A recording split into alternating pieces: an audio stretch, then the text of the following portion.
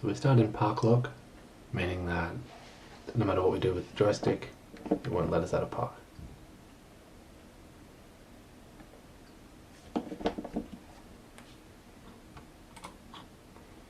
So in park lock means we can move to neutral. If we don't press the unlock button, we can't move to reverse. With the unlock button, we can move to reverse and then to drive.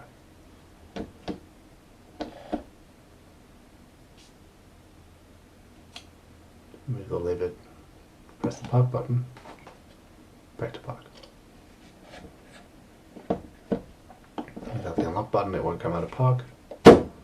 Tilt to the left, we're in manual shift mode. Can change gears.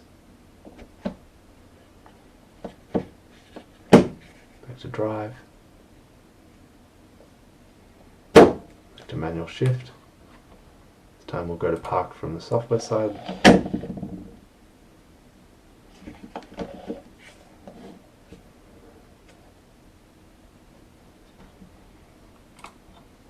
You turn off, letting you into manual mode. Gearbox takes itself back out automatically. Go back to park and engage the park lock.